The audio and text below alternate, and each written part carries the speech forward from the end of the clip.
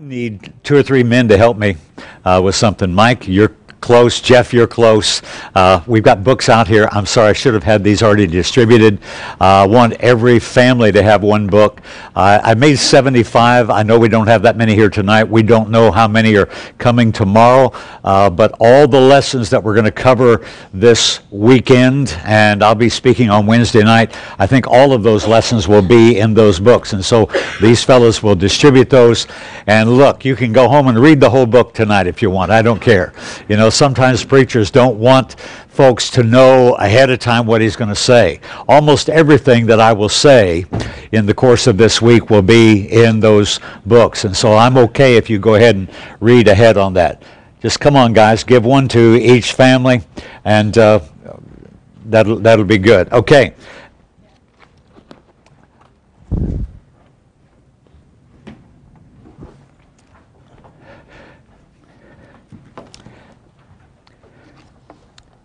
Right, as you can see by the title on our slide, Challenges of Leadership. That's the title on the workbook, and that's the title that we're going to use throughout the week. Something is happening right now across America in churches of Christ. We're becoming more and more aware of the need for the right kind of leadership in local churches.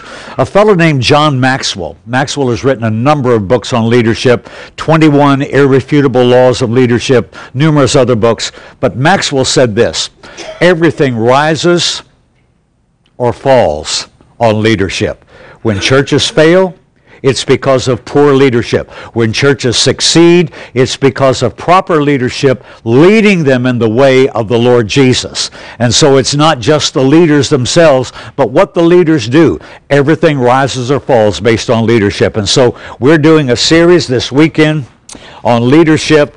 And it says I'm speaking once tonight, what leaders must know about cultural change. If you turn to the inside cover, inside of your book, you got an index there. You got at least 20 lessons on that page. We're not going to cover all those this week, but I'm giving you a lot more material on leadership, especially when you get ready to appoint elders next time. There's a lot of information in there on the eldership. It says here that what leaders must know about cultural change. Actually, I'm doing two lessons tonight, and our first lesson, I'll go ahead and pop it up. Leadership in the most unlikely places. This is going to be an abbreviated lesson, so you get two tonight, and then according to this schedule, you get 5 tomorrow, okay? Hang with me, guys. I promise you this is going to be beneficial for you.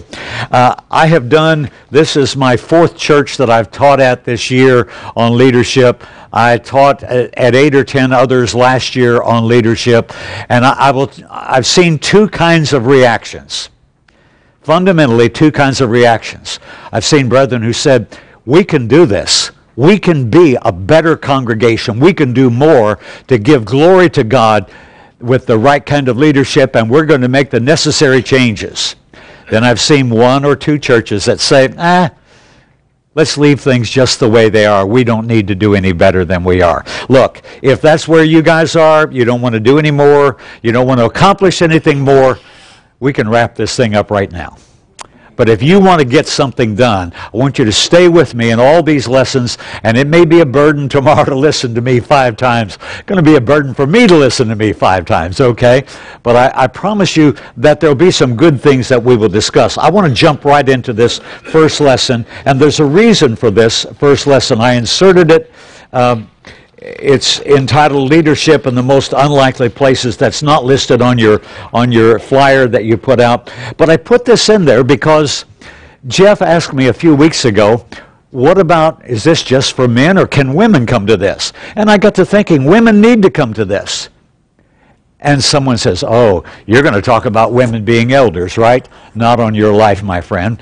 Look, an elder has to be the husband of one wife. Deacon, the same thing, husband of one wife. So women can't be elders and deacons. But I want you to see something about leadership, that indeed women can be leaders, not in an official position, but I'm talking about in the Lord's church, women can be leaders. Now, if you look at your outline on page number 3, that's where we're going to start off. I list there 3 fellas that would have been unlikely leaders. Nelson Mandela, 27 years in prison in South Africa, but he eventually became president of the country. Abraham Lincoln, raised in poverty, became our 16th president. How do you start off in a log cabin and become president? Moses at age 80. He'd given up on leadership, but God chose him to lead God's people to victory and to liberty and toward the promised land.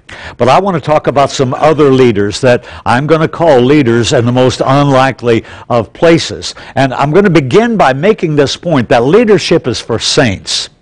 Notice it doesn't say leadership is just for men. Leadership is for saints. There's a fallacy, and we need to get rid of it tonight. A fallacy that says leadership in the Lord's church means you're an elder. Now you can invert that, and it's true. Being an elder in the Lord's church means being a leader. But there are many people who are leaders who are not elders, who are not deacons, who are not preachers, who are not song leaders. I was teaching a Bible class about 10 years ago, and we had a young lady in our Bible class. She and her husband had been with us about 6 months, and she just had her third baby. And the lady's name was Becky, and she was sitting over to my right. We were in a packed room with about 35, 40 people in the classroom, and Becky was sitting over to my right, and I made the observation that women can be leaders in a local congregation. And about that time, the baby started to cry, and she had to take the baby out. She came back 10 minutes later, and Becky said to me, okay, I didn't hear what you had to say. Show me that passage that says women can be elders. See, in her mind, when you say the word leader, you'll automatically think elder. Again, elders ought to be leaders.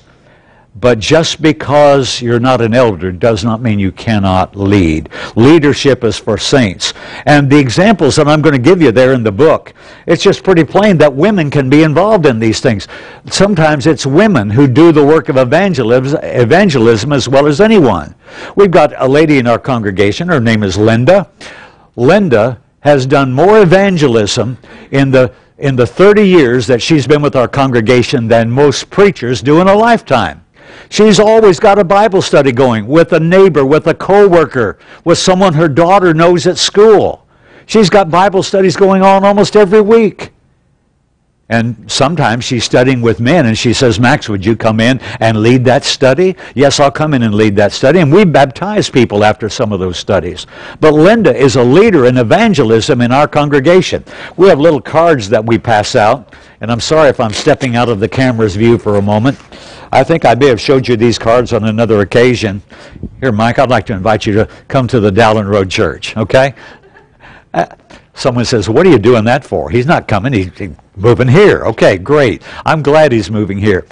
But I did that just to show you how easy it is to invite someone. You can invite people just with a little simple card like this. And we put these cards out in stacks of 5 on our table in the foyer. And Linda picks up a stack of 5 every week. She's passing them out to people. That's evangelism, folks. We got more to say about that later. What about caring for the sick and shut-ins? Here at Cortland Avenue, who's good at that? Is it Artie? Is it Jeff? Caring for the sick and shut-ins, it is women who take the lead on that. Women who say, hey, sister so-and-so just got out of the hospital. She needs meals taken in. She needs someone to help with her kids. Women take the lead on that. You've seen that in this congregation, and so have I. What about teaching children? Remember 2 Timothy 1:5? Remember Eunice and Lois? They were leaders. They led Timothy to the truth, their son and grandson. My point is this. We need to see leadership in a very different light than what we've traditionally done. Leadership is not strictly for elders and for deacons. Now, don't go away from here saying Max said women could be elders. I've already discounted that. We don't say that. That's unbiblical, and women cannot be deacons. But I would ask this of every woman here tonight. Can you have influence in a circle of friends in your community? Even in the church. Some of you have a strong influence among 4 or 5 women in the church. You have influence with kids in the church. Influence out in the school system. Influence on your job. Leadership is influence, and maybe we'll talk more about that concept later this week. But if you can be an influence for good in your circle of friends, you are a leader, and you don't have to have an office, a designation in order to be that. I'm going to say a second thing. Leadership is for saints. Secondly, leadership requires sight. You wondered why I had those glasses up there. It's because leadership requires sight. People like Linda that I mentioned at home, she sees a need that her friend has for the gospel. She sees that, and she does something about it. When you've got a shut-in or someone in the nursing home, somebody here has to see the need to go and take care of that person in need. And I want to mention tonight Nehemiah. Nehemiah is a great example of someone who was a leader. He wasn't a woman, but he was someone who had sight. He was able to see a great need that needed to be taken care of. And you know what job Nehemiah did. He rebuilt the walls of the city of Jerusalem. And yet when we first learn about him in Nehemiah chapter 1 verse 11, what is he? Somebody say it. This is like Bible class. It's okay to talk. Cupbearer. Thank you. He was a cupbearer. And what did he do when he heard from his brethren about the condition of the city of Jerusalem? What did he do? He mourned. He prayed. He wept over the condition of the city in Jerusalem. But what could he do? I mean, this guy is not a construction worker. He works in a king's palace. He's carrying trays to the king. Maybe if he goes to Jerusalem, maybe he can get a job as a busboy at Caleb's Kosher Cafe. Maybe he can do that, but he's not a mason. He's not a construction worker. What's he going to do? You know, we might look at him and say, this guy's not a leader. But we would be wrong if we said that. And this man was a great leader. And let me show you three things very quickly that he did. First of all, he saw farther than others. He saw Jerusalem's place in the plan of God, and he said, these gates have got to be fixed. These walls have got to be repaired. You know that if you know the story of Nehemiah.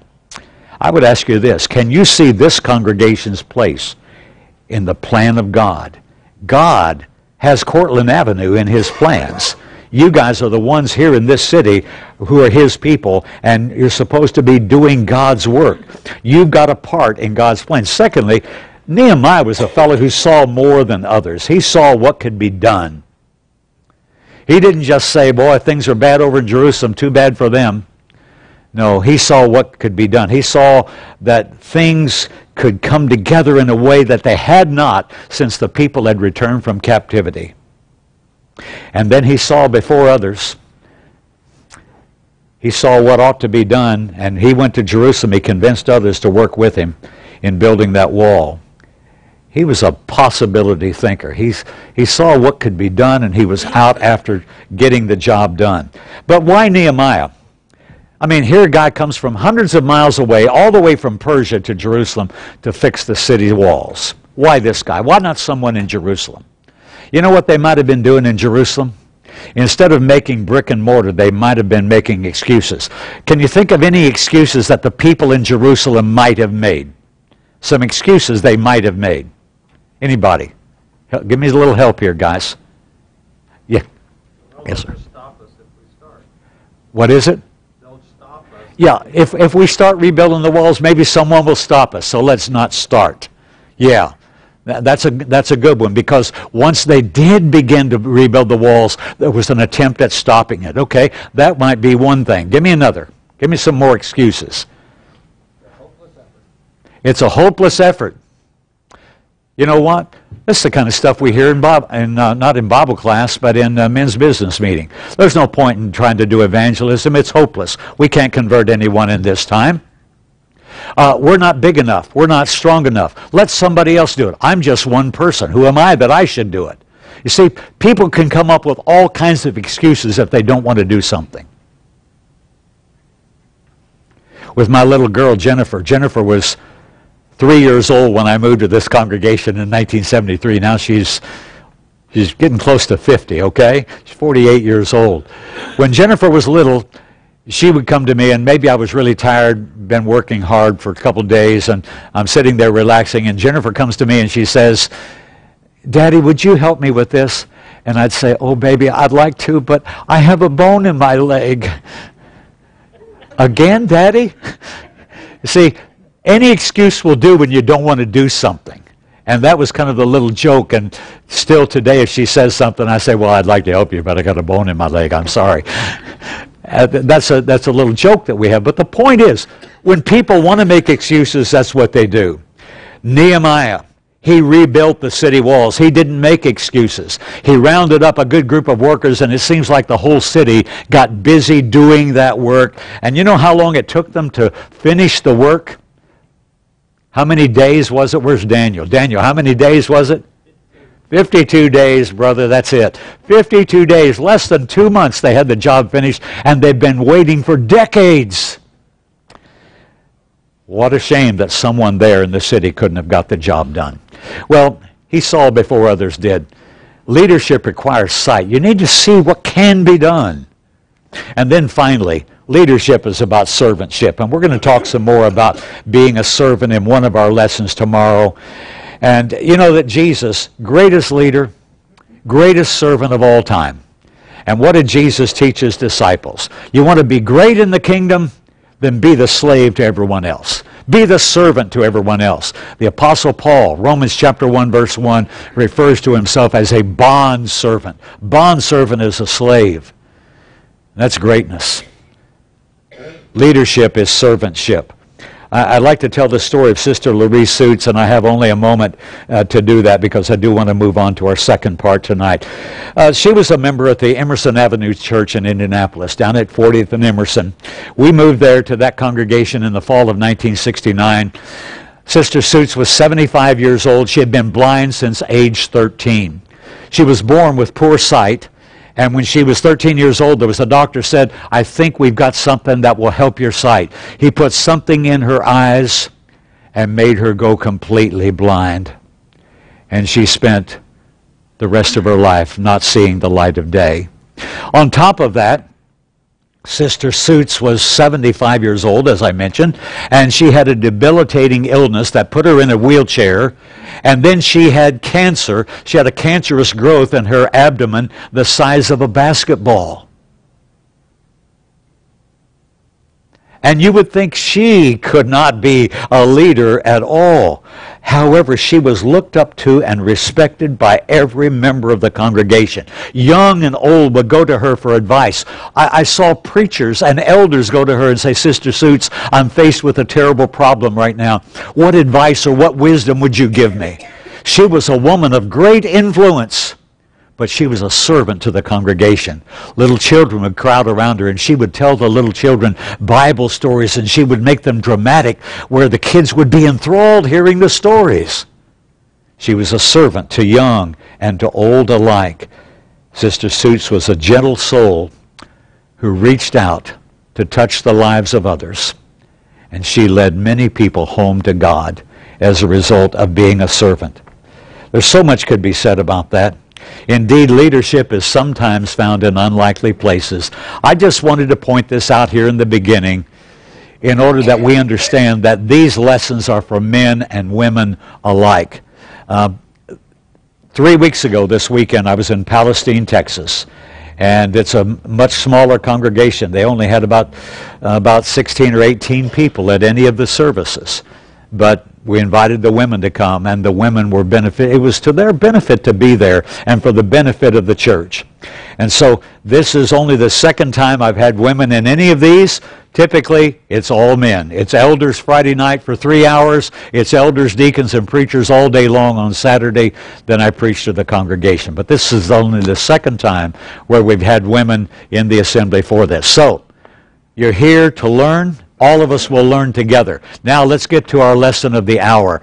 I want to talk about what leaders need to know about cultural change. That's going to put us on page 5 of our little booklet.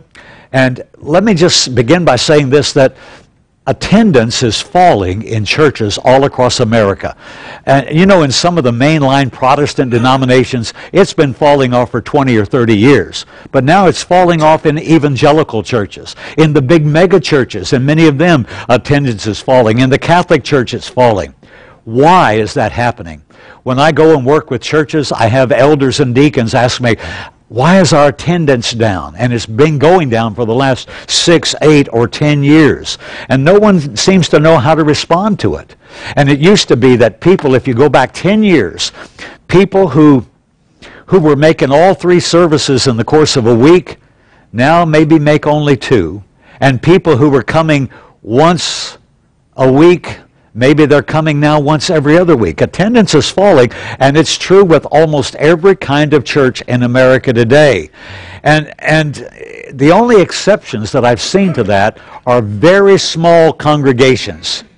Very small churches where there's typically fewer than 25 people, and typically those people are making every service, and that maybe is because the size of the group, for their own survival, everyone has to be there, and their commitment level is high. I'm not sure, but if you're a congregation of any size, 100 to 150 to 200 or more, and your attendance has not dropped off, you are a rarity in this time, because it's happening in all kinds of churches, including churches of Christ. Now look, church attendance isn't the goal in itself, but when attendance is dropping, it's an indicator that something is happening in the lives of the people that is not positive. You know, one of the moves today is to eliminate the Sunday night service. And I've talked to preachers all across the country and elders who have eliminated Sunday night service. Why? Well, we'd have a great Sunday morning, everyone's there, and then half the people don't show up on Sunday night. We just got so discouraged with that, we decided to drop the Sunday night service. And when churches drop the Sunday night service, I think it's hard to find a church that drops that service because the church has suddenly become more spiritual. I think it's a sign that things are maybe not going in the right way. And I'm convinced that we need to do some things with this. Matthew 6:33, Jesus said, "Seek first the kingdom of God, His righteousness, all these things will be added to you." We've got to continue to teach people to seek God's will for their lives. But what I want to talk about in this lesson is cultural trends that are taking place. There's changes going on in our culture, and some of those changes are rapid. Who could believe 10 years ago, if 10 years ago you'd have stood up in a pulpit and say very shortly, almost every corner of American thought will accept homosexual marriage? No, can't be. We oppose it. And now you've got churches that are advocating it. Politicians began to advocate it a few years ago. Colleges advocate it. Schools are giving sensitivity training on things like that. It is accepted on television, in the media, in politics, and now in religion. We're going through radical change. Who could believe that the change would have happened almost overnight? Things are happening in our culture, and we need to be aware of those things. And some of the things that are happening are impacting our church attendance. And if there are cultural changes happening across America, the impact is not going to be limited to the denominations. It's going to hit us too. And so what we need to have is understanding of these changes so that we can respond in a proper way. We cannot be leaders in God's kingdom if we do not understand the territory in which we're leading. So we want to talk about why some of these declines are taking place. And it's been my observation that whether you have a church with elders or without elders, the same things are still happening. Let's list these things, and I'm going to list 14 things. I'm only going to take a minute or two with any of them. I want to move very quickly through these, and you will agree with me on these points, at least most of them, I'm sure. Here are some of the cultural trends. First of all, in America, we have increased prosperity. And look, we had a long, hard recession, but during that recession, most people still did pretty well. A few people got hit dramatically hard. But here we are. We have lots of money, and today we have more money than we've ever had before. And when you get lots of money, you get lots of options. What are people now doing with their options, with their money? What do? What are some things they do? Well, they'll buy a boat. They'll buy a beach cabin. Things that are going to take them away from services on Sunday, things like that. You know, we like to talk about being poor. The fact is, a lot of us, even though we say we're poor, we're driving luxury cars, we have luxury kitchens, luxury bathrooms, beautiful homes, and all those kind of things. And what happens is, the very thing that Jesus talked about in Matthew 13:22, when he talked about the parable of the sower. Remember that, I think it was the third soil, that it was choked out by the cares and riches of this life. You get so involved in the things of this life that you don't have time for God and for His Word. People with money have lots of options. They have travel options. They have options for their kids. Money may be one of the things that is moving people away from commitment to God. Oh, after 9/11, church attendance shot up in the few weeks afterward. But you know what happened after that? It just gradually trailed back off to be about where it was, and now it's declined even further. Increased prosperity is one of the things happening in our culture. People have got so many options because they've got so much money that they're getting away from church.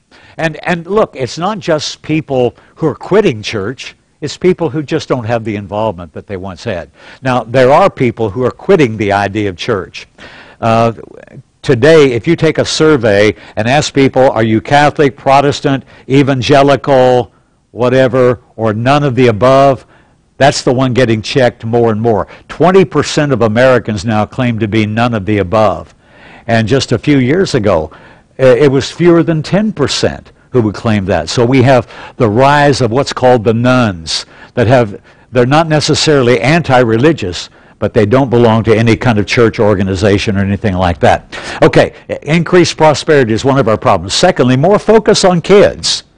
We have a family in our congregation that trained their daughter, trained with Simone Biles. Remember the girl that did so great in the Olympics? And you know where a lot of that training was done? It was done in Dallas, Texas. Now, if she's training with Simone Biles in Dallas, Texas, she's going to be missing a lot of time in Beaumont, isn't she? And so she goes off, and they go off on weekends. They go off on Fridays and sometimes don't come back till Sunday night. And see, there's an increased focus on kids, more than we have ever seen. And a lot of those things happen on weekends. A lot of those things happen out of town, and a lot of families are choosing sports over church. That's just the fact of life, okay? I want to go to number 3. Number 3 is more travel and vacation time. And I can observe in my own congregation. I've been there now for 40 years. We moved there in June of 1978. And people back then, mostly blue collar, and one vacation a year, maybe 1 or 2 weekends they'd be gone a year. Not anymore. It's 5 or 6 vacations a year, 5 or 6 weeks off. Sometimes it's 2 weeks here, a week here, 2 more weeks here, and a lot of weekends gone. More vacation and travel time. More and more families travel for leisure. It's just what's happening in our culture. People have more options because they have more money, right? Going right back to increased prosperity. And then America is a country of divided allegiance. And it may be these first 3 things contribute to number 4. By divided allegiance, I mean people typically don't have very much sense of commitment or loyalty to their local congregation where they are a member. And that's true in the denominations. It's true among the people of God. America is a pleasure-driven, materialistic society. Now, if you don't know that, you need to crawl out from under the rock and kind of look around and see what people are doing, okay? And to think that we are going to be untouched by that, well, that's, I think, expecting too much. We are a reflection of our culture. And there's this constant tug, this constant pull of the world that says, come, join us. Again, Matthew 13:22, when Jesus taught the parable of the sower, he talked about those who bear no fruit. You know, let me comment on that text for just a moment in a little different way. We look at the parable of the sower and we say, okay, there's the wayside soil, that person never became a Christian, and then there's the rocky soil, they became a Christian but they fell away, and then there's the thorny ground, they became a Christian and they fell away, and then there's the good ground, that person became a Christian and they bore fruit. We're right on 3 out of 4 of those. Number 3 we're wrong on. Number 3, the thorny ground did not say that that person became a Christian and fell away. Look at it with me. Matthew chapter 13 and verse 22. 13:22. Jesus said, he who receives seed among the thorns is he who hears the word and the cares of this world and the deceitfulness of riches choke the word, and he becomes what?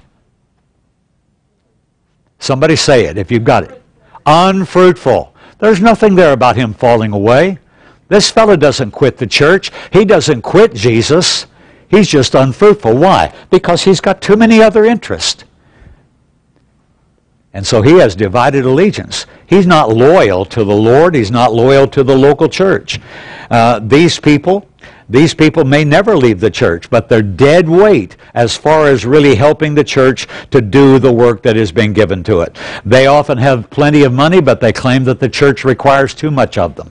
Divided allegiance. That's America today, American religion. And this is true in the Catholic Church, it's true in Baptist churches, and I've seen it among churches of Christ. Divided allegiance, no longer loyal to the local congregation and to the Lord. Here comes number 5. We live in a time of changed family makeup. You realize how the family has undergone change in the last few years. The blended family, the single-parent family. Divorce has been on the rise in America. We've got divorces, and as a result, kids are over here one weekend, kids are over here another weekend. And think about this for a moment. Here's a problem. If you've got, let's say, a teenage boy who's 15 years old, and he spends one weekend with his mom, the next weekend with his dad, one of them goes to church, the other one doesn't. And if you're in that congregation where that kid is, perfect attendance for him would be every other Sunday. He's not going to be there because his dad or mom, whoever it is, doesn't take him to church. And so there are issues here just with the way our families are set up. And listen, people who have the money, people who have lots of money, they've got all these options that keep them away from services on Sunday. But by contrast, you've got down here the single parent family. They're poor. Often is the case that they're poor, and they may not have transportation to get to every service. Someone's got to pick them up. That's just a fact of where we are today.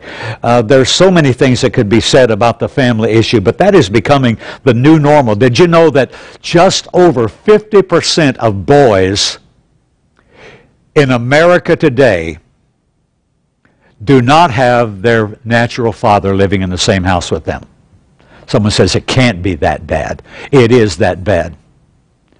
You talk to school teachers, and the kids that they have the most trouble with in their classrooms are kids who do not have a dad in the home. It's a sad, sad thing. But our family makeup is changing, and that impacts churches. Here comes number 6, and this is a really big one, and we're going to talk a lot about this tomorrow. Online options. Many churches have an online presence. More and more churches, like Cortland Avenue, are streaming their services over the internet.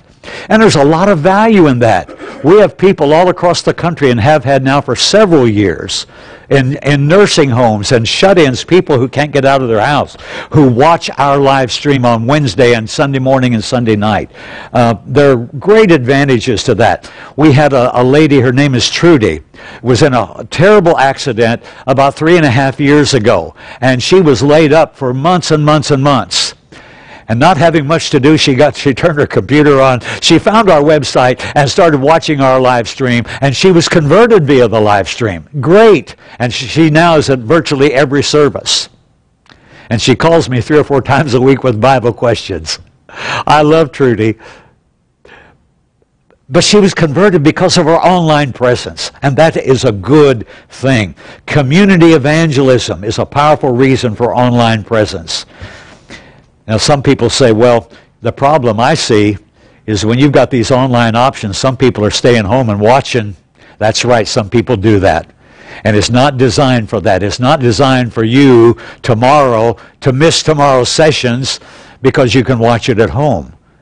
But sometimes that's what happens.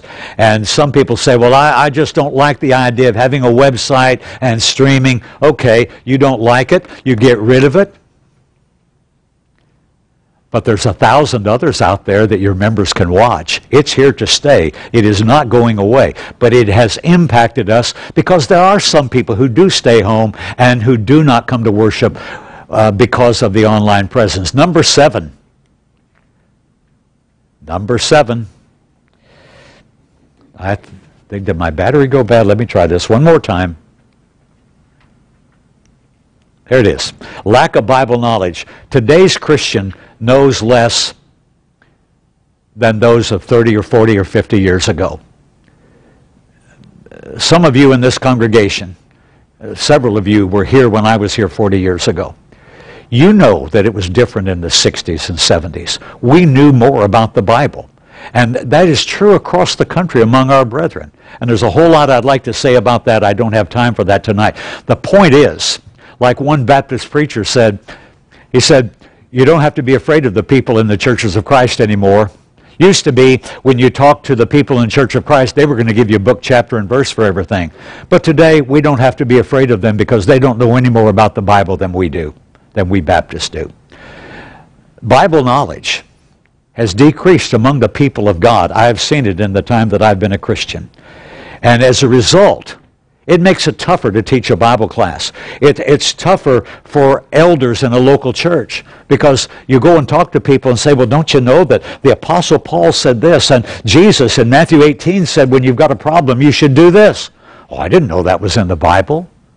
Well, it used to be people knew those kinds of things. Lack of Bible knowledge, it is cultural. Everybody in America thinks they know what's in the Bible, and very few people actually know. But what it does, it creates more problems for people in the local church because folks don't know the Bible. And then there's this, lack of conviction. Americans of all faiths seem to be less convicted in religion. We convert someone from a denomination, and they were used to going to services 2 or 3 times a month because that's kind of the standard in a lot of denominations, and that's probably how it is here in the Church of Christ too, right? And again, you're like back to Matthew chapter 13, where Jesus talked about in time of temptation they fall away. People are often weak. And why are people weak? Why do people fall away? They fall away because of lack of conviction, and so people do not follow through on their service to God. Commitment level to Jesus is lower today on an average than it has ever been. And then this problem, the cultural disappearance of guilt. When was the last time you saw anyone in a public forum say, I've done wrong, I am guilty? You almost never find that. Some things people ought to feel guilty about. Homosexuality. Romans chapter 1 talks about how that those persons are committing shameful acts, and they know it's wrong. Today, no, it's not wrong. I've come out of the closet, and it's fine. And we have politicians, leaders of our nation, who commend homosexuals because of their courage of coming out of the closet. I'll tell you what takes courage. What takes courage is for a person to have those drives and those feelings inside, but say, I am not going to act on that. I'm going to do God's will. That's a courageous thing. That's an act of faith. But cultural disappearance of guilt, is anybody responsible for anything anymore? People commit crimes and it's somebody else's fault somehow. We have experienced the cultural disappearance of guilt. And especially when it comes to going to church. When I was a kid in the 1950s, almost everybody in our neighborhood went to church at least some. Even my family, as weak as we were, my mom and dad would go at least 2 or 3 times a year. And people felt guilty if they weren't in church on Sunday. But now, the number of people who feel guilty about not going to church, that number is shrinking daily. People today hardly feel guilty about anything. And if you think here at Cortland Avenue that you're going to get people to do better in attendance just by getting them to feel guilty, it doesn't work. It just doesn't work. It's a cultural change. We need a better strategy. And yes, people ought to feel guilty when they stay home and watch NFL football on Sunday night. They ought to feel guilty. I recognize that. That's not my point. The point is hardly anyone feels guilty about anything, and that has impacted us. Here comes number 10. We have today what is called self-directed spirituality. People are looking less and less to churches and church leaders to help them to grow spiritually. When the last time your child or grandchild was sick, chances are you got out your smartphone or your iPad and you Googled their symptoms. Yep, he's got it. We got to go to the doctor. And you go to the doctor and you say, now, Doc, I already know what's wrong here. We just need this and this kind of medicine. Let me tell you, Googling something on your computer is not a substitute for having a medical degree, okay? But we have self-directed medicine. If you are invested in the stock market, chances are you're doing that online. That's what people do. We do everything online. And so people now have self-directed spirituality online. And people go and they'll type in a topic that they want to know about in the Bible, and here come up all these websites that are going to give them information, and then here's all these different videos on YouTube, and they'll watch all this, and they say, well, I found my answer. You know, I could go to church for 6 months and not get my answer to my question. And so people are using the online options to direct their spirituality, and that presents some problems. And add to that, modern Americans don't trust religious leaders and institutions like they used to. Ever since 1987, 88, that's when Jimmy Swaggart got caught with the prostitutes and Jim Bakker went nuts on TV. And we learned what frauds both of these men were. Listen, we were on the radio at that time, and we had as many as 10,000 people a day listening to our broadcast. And we converted, in that period of about 8 or 9 years, we converted about 400 people. Churches all over southeast Texas, southwest Louisiana got converts from our radio broadcast.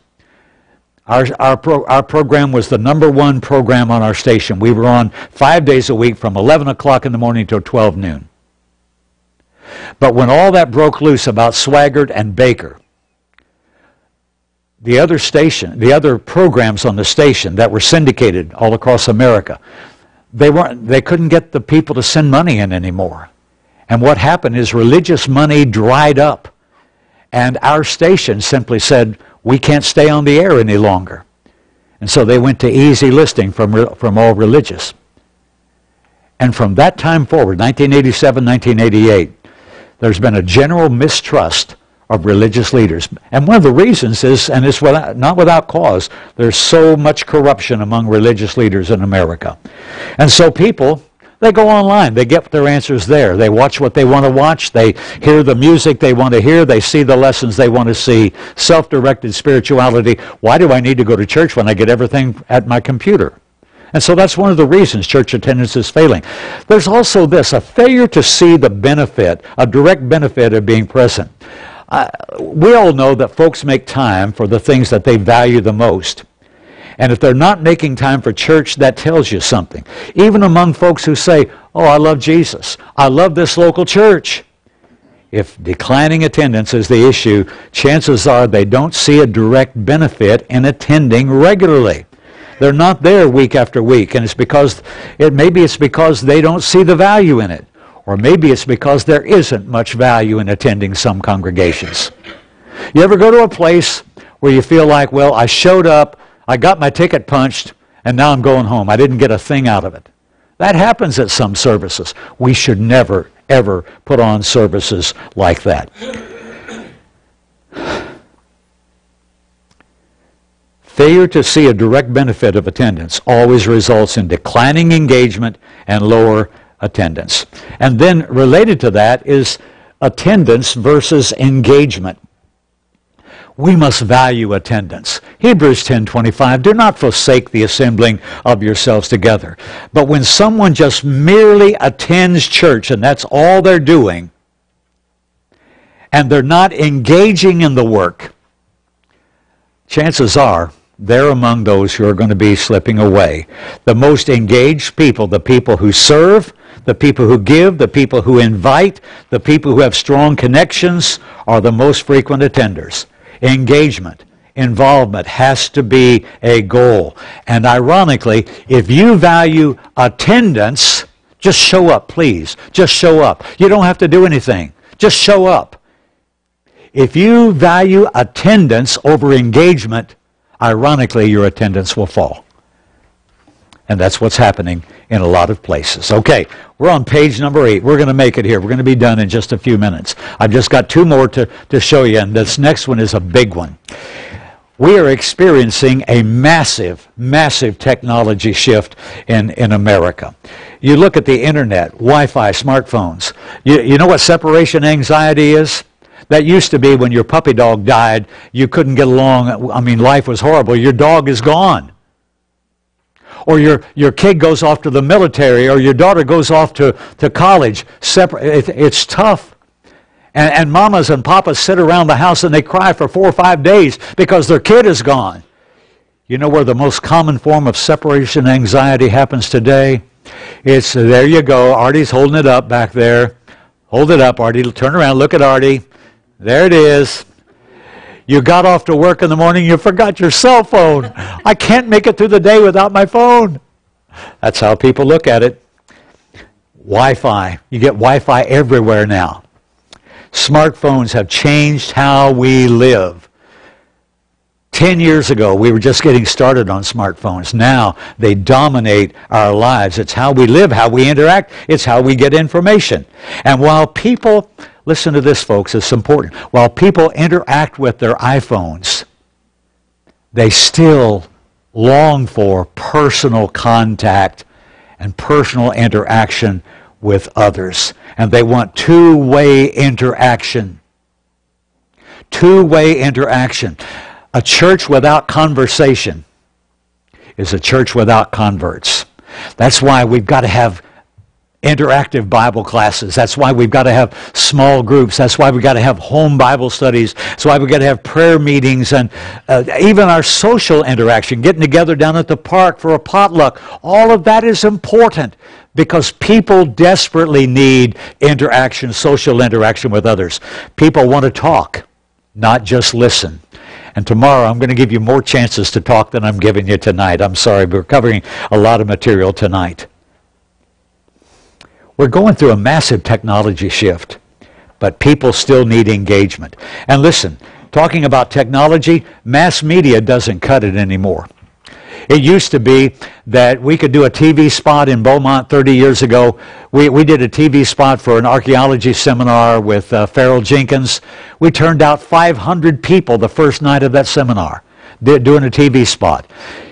You do the same TV spot today, you're lucky if you turn out 5 people. Because people don't trust what they see on TV anymore. There's too many people lying to them on TV. You know what? You know what will have its impact? Here you go. Personal contact, personal referrals. Yeah, it goes back to these little cards again. Let me invite you to come to Dowland Road, okay? This is what works. In the last year, I've preached in Florida, I've preached in California, and 2 churches that are being extremely successful at the present time. And this is one of the ways they're doing it. They're inviting people. They invite the checker at Walmart, invite their postman, invite anyone, everyone. Invite them to come. And you know what? To paraphrase, if you invite them, they will come. Some of them will. Not everybody, but the point is personal referrals that turns people out. It does indeed work, and we need to recognize that. Online reviews work. People trust that. People don't trust TV advertising. I've given you some stats there in point number 13. Let me get to point number 14, and as I do this, on all this, this is what we're talking about. Here's the problems we're facing today. Now, tomorrow morning, we're going to look at some solutions. That's going to be the first thing on the agenda tomorrow. But you need to be prepared.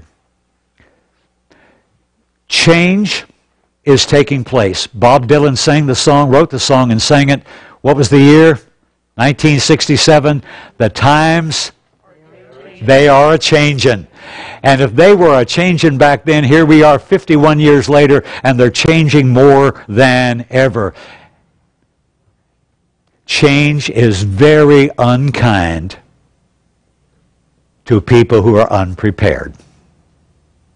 And so we got to be prepared. I'm going to give you some stuff tomorrow that will help you. Here's my last point. I debated with myself, do I put this first or do I put it last? I wound up putting it last. Maybe it should go first. I don't know. But there's such a thing today as the high-maintenance Christian. And when I labored here 40-plus years ago at Cortland Avenue, here's the size of the congregation. We got this many high-maintenance Christians. Today in most churches, here's the size of the congregation. We got this many high-maintenance. that there's always something going on in their life. They're dissatisfied with life. In fact, so many people live with a general dissatisfaction toward life. Maybe that's always been there, but it's more than ever today. We've also become more of an isolated society. People in our generation tend to isolate themselves from others. Do you think it's a healthy thing socially to be isolated from others? I mean, sure, we have to go out of our homes to our jobs, and we have to go out of our homes to go to school, but then we come home and we close the doors and we lock the doors and we don't let very many people inside of our house. We close out most of the world. Do we communicate with the world? Oh yes. We get communication from the TV. We communicate on Facebook. We communicate via Twitter and other social media. All of those things are important in their own ways. We text. And yet, you may have 500 Facebook friends, but not have one intimate friend. Because you're not really close to anyone. You're isolated from so many people. Now I realize that that's not everybody, but it's a lot of people today in the church, and sometimes it's a young person who's 27 years old, still living in his parents' basement, playing Gears of War or whatever the latest game is. And he comes to services, and he's in your Bible class, and he's easily upset, easily offended. And he thinks about himself an awful lot and doesn't think much about other people. There are so many things. We face problems. These are high maintenance saints. Read that section. It's the largest point that I've got in there. And these are just things that I have observed over the past few years as I've been dealing with some of this. See, this is all happening in our culture. People generally are higher maintenance in our culture. More family problems than ever in our culture. More kids getting in trouble than ever. More problems on the streets. More financial problems. Here we are, the wealthiest generation of all, and we still got people going bankrupt. How does that happen? So what's the answer? Well, I'll tell you one thing that I know is the answer. Matthew 6:33, Jesus said, "Seek first the kingdom of God." We're not about to give up on this thing. What we've got to do is recognize these cultural problems, and then we've got to find a way to properly apply the Word of God to the lives of people, to where they put God first in their lives, where they put the rule of heaven first. God reigns in my heart. That's where I need to be. And we've got to convince people of that. Leaders must address these critical issues. We're not about to throw up our hands and give up on this. It's not about us saying, well, you know, there's just nothing we can do about these cultural changes. No, there's plenty we can do. And that's going to be the first thing up tomorrow morning. How leaders must respond to cultural change. I've got just a minute or so. I'll take a question or two. I wish I had more time. Anybody got a question, or you can even make a comment. I'll give you that if you want. Anybody over here? Anybody over here? Oh, you're making this too easy for me.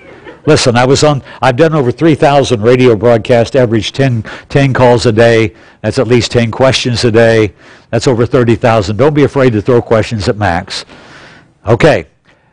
Oh, well, here we go, brother.